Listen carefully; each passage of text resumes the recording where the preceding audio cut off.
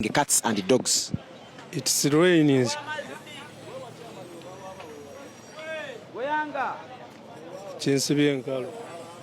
I slap the devil out of you. Omuntu bwakugamba nti no it is raining cats and dogs aba ategeeza ki? Sitegeera bulungi luzungu.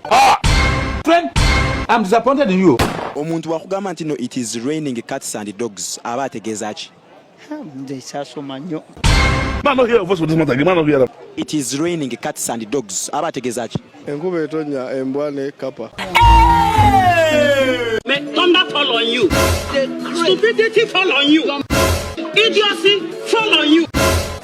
Go forbid. Cats and dogs aba ategeeza ki? Yatonye ne baba yatonye ne fudemba.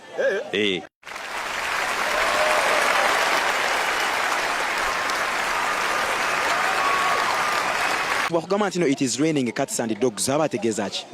Enkuba etonya mu mbwa. My friend.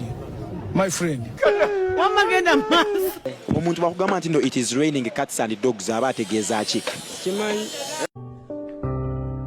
Hey! God.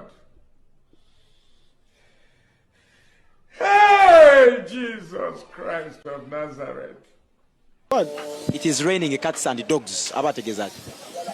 Enkuba ne embwa ne kapa zidduka. I think that something is definitely wrong with your medulla oblongata. Cats and dogs aba ategeeza ki? Era simanyi.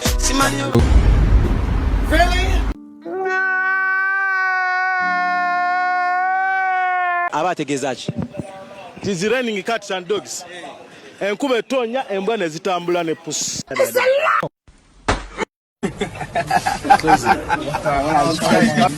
It is what it is. Hey, it is raining cats and dogs abafe kitegeeza munange enkuba efudde emba butasya. Enkuba efudde emera ddala, enkuba etonyera ddala. Era omuntu bwakugamba nti no mukwano eno gyendi it is raining cats and dogs kitegeeza munange enkuba nyingi nnyo nyini ddala. Ebyo Sweet Smart be yajja okukola okunyumisa ate era nga n'okuyigiriza yenze MC Mats tukwatagane mu episode edda.